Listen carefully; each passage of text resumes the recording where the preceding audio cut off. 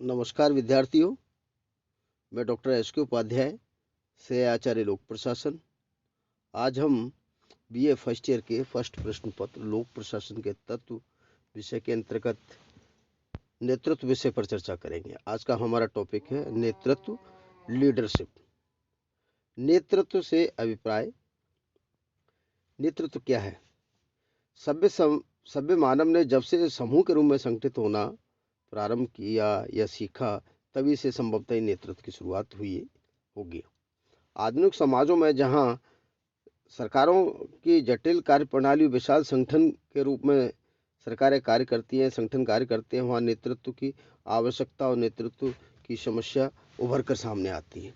चाहे सरकारी संगठन हो या निजी संगठन हो, सामाजिक पारिवारिक कार्यों तक संगठन या समूह की समस्त गतिविधियों को वांछित उद्देश्यों को संचालित करने और निर्देशित करने के लिए नेतृत्व की आवश्यकता महसूस होती है। नेतृत्व की इसी आवश्यकताओं को चिन्हित करते हुए मार्क ट्वेन लिखते हैं कि हिरणों की ऐसी सेना जिसका नेतृत्व शेर द्वारा किया जा रहा हो, शेरों की उस सेना से बेहतर है जिसका नेतृत्व हिरण द्वारा किया जा रहा हो। कहने का मतलब कि नेतृत्व अपने आप में एक ऐसी पद्धति है, ऐसी स्थिति है जो भी किसी कार्य को सफलतापूर्वक अंजाम तक पहुंचाने के लिए आवश्यक है।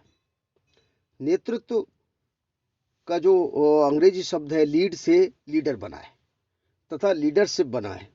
शब्दकोशी दृष्टि से लीड के कई अर्थ होते हैं, जैसे आगे होना, उच्च होना, सर्वोत्तम होना या प्रसिद्ध होना, मार्गदर्शन देना इत्यादि। लीडर वह व्यक्ति है जो लीड करता है, और शिप का अर्थ है स्थिति या परिस्थिति। अर्थात लीडरशिप किसी व्यक्ति की वह योग्यता या स्थिति है जो दूसरों को राह दिखाने, रास्ता दिखाने का कार्य करती है। नेता और नेतृत्व वही संबंध है जो मित्र और मित्रता में है। नेतृत्व की कुछ परिभाषाएं देख लेते हैं। जॉर्ज आर टेरी लिखते हैं, नेतृत्व वह क्रिया है जिसके माध्यम से कोई व्यक्ति उद्देश्यों के लिए व्यक्तियों को स्वेच्छा से कार्य करने हेतु उन्हें प्रेरित करता है। इसी प्रकार से कुंटच एवं ओडोनेल लिखते हैं, किसी लक्ष्य की प्राप्ति हेतु संदेश वाहक के माध्यम से व्यक्तियों को प्रभावित करने की योग्यता ही नेतृत्व कहलाती है। एक और परिभाषा देख लेते हैं।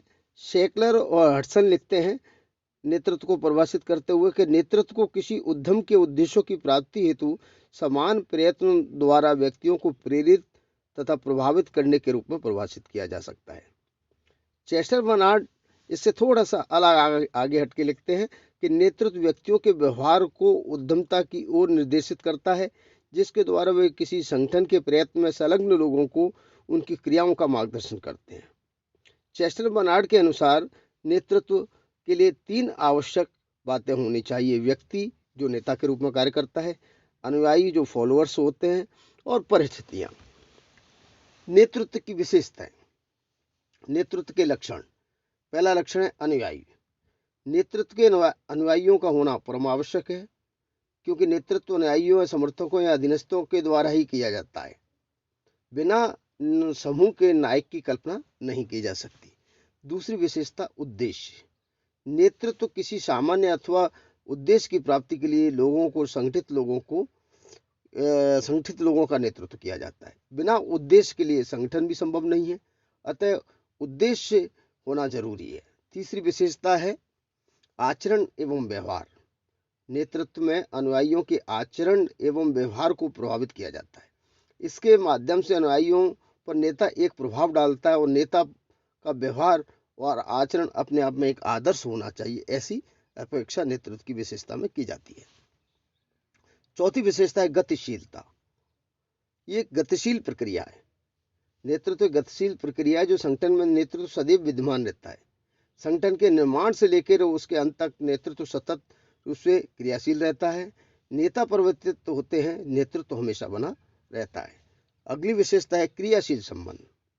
क्रियाशील संबंधों में नेता और अनुयायियों का मध्य नेतृत्व सदैव आवश्यक है, अपरिहार्य है। दोनों से एक दूसरे को प्रभावित करने या प्रभाव डालने की प्रक्रिया निरंतर क्रियाशील रहती है। अगली विशेषता है कि परिस्थितियां। नेतृत्व के लिए परिस्थितियों को महत्वपूर्ण माना जाता है, क्योंकि परिस्थितियों के कारण ही आवश्यकता जन्म लेती है, हित जन्म लेते हैं, दबाव या परिवर्तन की आवश्यकता महसूस होती है और परिस्थितियों से ही नेतृत्व का परीक्षण भी होता है। अगली विशेषता है कि प्रदत्त प्रेरणा और समूह प्रयत्न नेतृत्व के लिए आवश्यक है। नेतृत्व सामान्य उद्देश्यों की प्राप्ति के लिए कार्य करता है, इसलिए अधीनस्थों को या अनुयायियों को प्रेरणा प्रदान करता है। उनके प्रयत्नों को, सामूहिक प्रयत्नों को एकीकृत कर उद्देश्योन्मुखी बनाता है। और अगली विशेषता, अंतिम विशेषता है सत्ता, निर्णय और अभिप्रेरणा, संचार, समन्वय जैसी आवश्यक प्रक्रियाओं से नेतृत्व जुड़ा हुआ होता है। नेतृत्व को इनसे पृथक रह के इनका अध्ययन नहीं किया जा सकता। नेतृत्व के प्रकार। ओहियो स्टेट विश्वविद्यालय के सेबी वर्गीय शोध बोर्ड ने नेतृत्व के 5 प्रकार बताए और नेतृत्व को 5 वर्गों में विभाजित करके बताया गया है। पहला है नौकरशाह नेतृत्व। ऐसा नेता केवल निर्धारित दिनचर्या में ही रहता है, संलग्न रहता है और वरिष्ठों को संतुष्ट करने का प्रयास करता रहता है और अधीनस्थों की उपेक्षा करता है। ऐसे नेतृत्व को हम नौकरशाह नेतृत्व कहते हैं। दूसरा नेतृत्व है तानाशाह या अधिनायक नेतृत्व। ऐसा नेता जो निर्देशक होता है और सम्मान की अपेक्षा करता है। ऐसा नेता अधीनस्थ विरोधी हो सकता है और अपनी स्वार्थ सिद्धि के लिए कार्य करता है। ऐसे नेता को हम तानाशाह अधिनायकवादी नेतृत्व कहते हैं। तीसरा नेतृत्व है कूटनीतिज्ञ नेतृत्व। ऐसा नेता जो अवसरवादी होता है और लोगों का शोषण करता है और उसमें लोगों में विश्वास नहीं करता, लोग भी उस पर परस्पर विश्वास नहीं करते। चौथे प्रकार है विशेषज्ञ प्रकार का नेतृत्व। ऐसा नेता केवल अपने क्षेत्र से ही संबंधित रहता है। वह अधीनस्थों के साथ सहयोगात्मक व्यवहार भी करता है, उसके सहकर्मी उसका आदर भी करते हैं, परंतु यह परिवर्तन विरोधी माना जाता है। ऐसे नेतृत्व को विशेषज्ञ नेतृत्व कहते हैं। और अंतिम में सहभागी नेतृत्व। ऐसा नेता अपने अधीनस्थों के साथ अपना घनिष्ठ संबंध स्थापित कर लेता है और उसके वरिष्ठ अधिकारी अप्रसन्न क्यों भी ना हो, फिर भी वो अधीनस्थों के एक सहयोगात्मक व्यवहार से कार्य करने में रुचि रखता है। इस प्रकार आपने देखा कि नेतृत्व, इन 5 प्रकारों को नेतृत्व को हम समझ सकते हैं। नेतृत्व के कार्य, नेता के कार्य कि नेता किस प्रकार से कार्य कर रहा है, ये विभिन्न विद्वानों ने अलग अलग मत प्रकट किए हैं। मैकफॉर्लैंड लिखते हैं कि नेतृत्व के लिए समूह का निर्धारण करना आवश्यक है। नेता के लिए योजनाएं बनाना आवश्यक है। नीति निर्माण का या उसका क्रियान्वयन आवश्यक है। अधीनस्थों का पथ प्रदर्शन करना आवश्यक है। कार्यकुशलता कर्मचारियों को एक निर्देशन करना आवश्यक है। अधीनस्थों के व्यवहार, उनकी उपलब्धियों का मूल्यांकन नेतृत्व का दायित्व है। अनुयायियों को एक आदर्शात्मक नेतृत्व दे, इस प्रकार का नेता के कार्य बताए हैं। इसी प्रकार से चेस्टर बर्नार्ड ने 3 प्रकार के नेता के कार्य बताए हैं कि पहला कार्य संगठन में संप्रेषण प्रणाली बनाए रखना, दूसरा कार्य व्यक्तियों को आवश्यक सेवाएं प्रदान करना और तीसरा है संगठन के उद्देश्य और लक्ष्यों का निर्धारण करना। चेस्टर बर्नार्ड के अनुसार नेतृत्व के प्रमुख कार्य हैं। हम नेतृत्व के कार्यों को संक्षिप्त रूप से निम्न बिंदुओं के माध्यम से समझ सकते हैं। पहला बिंदु है अधीनस्थों की भावनाओं और समस्याओं को समझना। ये नेता का पहला दायित्व होता है। नेतृत्व के लिए परम आवश्यक है कि वो नेता अपने समूह के सदस्यों, अपने अधीनस्थों की भावनाओं और समस्याओं को अच्छी तरह से समझे और लोकतांत्रिक समाज में इनकी भावनाओं को महत्व दे, तभी सफल नेतृत्व दिया जा सकता है। दूसरा है सहयोग प्राप्त करना। एक प्रशासनिक संगठन के उद्देश्यों और लक्ष्यों की प्राप्ति के लिए समस्त कर्मचारियों से सहयोग दिया जाना अपेक्षित होता है। ये सहयोग तभी दिया जा सकता है, यह सहयोग तभी प्राप्त किया जा सकता है जब नेतृत्व अपन अधीनस्थों की समस्याओं को समझे, अधीनस्थों की भावनाओं को समझे, उनकी योग्यताओं को समझे, संगठनात्मक लक्ष्यों को ज्ञान दिलाए, तभी सहयोग प्राप्त किया जा सकता है। और सहयोग के लिए आवश्यक होता है कुशल नेतृत्व प्रदान करना।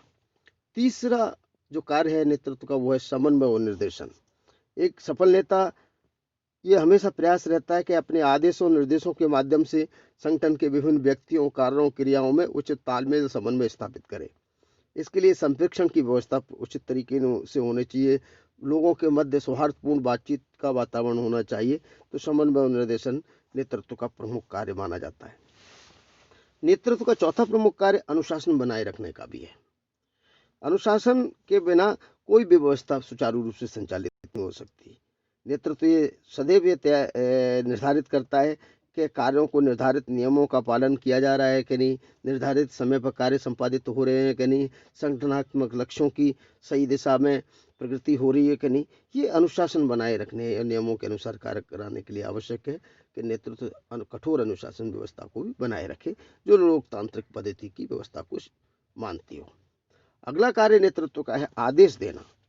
क्योंकि नेता या स्वयं कार्य नहीं करता है, दूसरों से कार्य कराता है, अतः दूसरों के कार्य संपादित कराने के लिए आवश्यक है कि नेतृत्व समय समय पर उचितानुसार संगठनात्मक हितों की पूर्ति के लिए आदेश प्रदान करे, निर्देश दे, डायरेक्शन दे। तो नेतृत्व आदेश देने का प्रमुख कार्य होता है। अगला कार्य है प्रभावी संप्रेषण का कार्य। नेतृत्व सदैव प्रभावी संप्रेषण का कार्य करता है। संगठन की गतिविधियों में सामंजस्य संतुलन बनाने के लिए, कर्मचारियों के मधुर संबंध और भाईचारा का वातावरण स्थापित करने के लिए प्रबंधकों अथवा नायकों और अधीनस्थों के मध्य परस्पर संवाद होना चाहिए, संप्रेषण होना चाहिए, संप्रेषण की उचित व्यवस्था होना चाहिए ताकि संगठनात्मक हितों की पूर्ति करने के लिए आचार विचारों का आदान प्रदान निरंतर चलता रहना चाहिए। और नेतृत्व का अंतिम कार्य है संगठन के प्रति निष्ठा बनाए रखना।